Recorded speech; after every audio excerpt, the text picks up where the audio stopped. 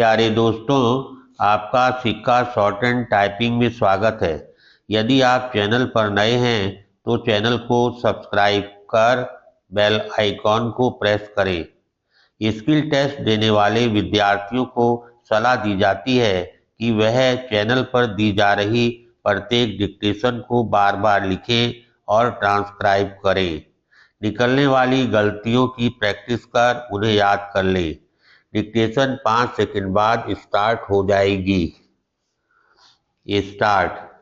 AI क्रांति की चुनौतियां।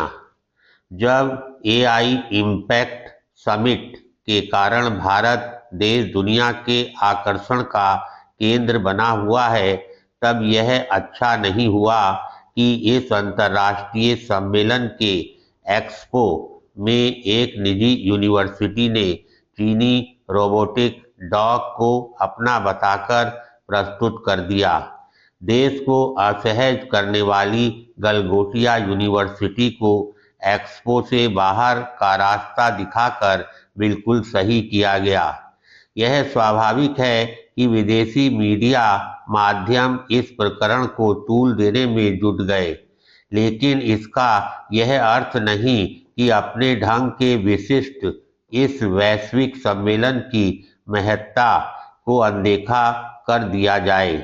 इतना अवश्य है कि उक्त प्रकरण से भारत सरकार को चेत जाना चाहिए और यह सुनिश्चित करना चाहिए कि एआई तकनीक विकसित करने के नाम पर नकल न होने पाए और न ही इस क्षेत्र की कंपनियां विदेशी कंपनियों पर आश्रित होने पाएं।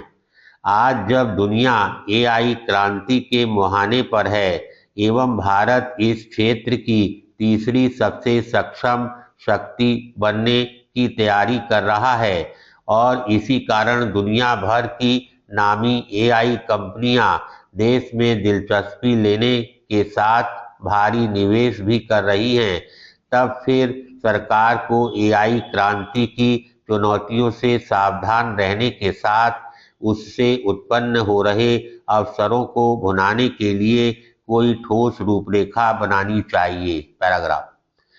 यह ठीक है कि सरकार की ओर से एआई के उपयोग और उससे मिलने वाले लाभों के बारे में बताया जा रहा है, लेकिन उसे कैसे, किन क्षेत्रों में और किस सावधानी के साथ अमल में लाना है, इसका खाका बनाने का काम टेक्नोक्रेट को करना चाहिए, ताकि शिक्षा, स्वास्थ्य, कृषि, उद्योग से लेकर शासन प्रशासन में इस तकनीक के उपयोग को लेकर पूरी तरह स्पष्टता रहे।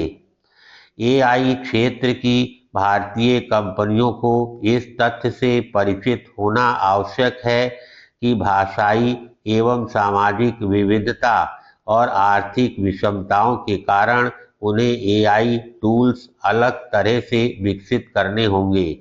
इस तकनीक का न केवल भारतीयकरण होना चाहिए, बल्कि उसे अंतर्राष्ट्रीय कंपनियों के प्रभुत्व से मुक्त भी होना चाहिए। ऐसा होने पर ही एआई सर्वजन हिताय और बहुजन सुखाय के मंत्र को सिद्ध कर सकेगी। भारत को इस तकनीक की खपत के केंद्र के रूप में नहीं, बल्कि उसके शोध एवं विकास में आत्मनिर्भर देश के रूप में उभरने का संकल्प लेना होगा। इस संकल्प की सिद्धि संभव है क्योंकि यूपीआई संबंधी तकनीक में भारत एक उदाहरण पेश करने में सक्षम साबित हुआ है। एआई अकल्पनीय संभावनाओं वाली नई तकनीक है जो निरंतर उन्नत हो रही है, पर उसके दुरुपयोग के खतरे भी हैं। इसलिए सरकार को अपने लोगों और विशेष रूप से छात्रों को एआई की विशेषताओं एवं जटिलताओं से परिचित कराना आवश्यक है। यह सही समय है कि शिक्षा संस्थानों में एआई के पठन पाठन पर विशेष ध्यान दिया जाए। धन्यवाद।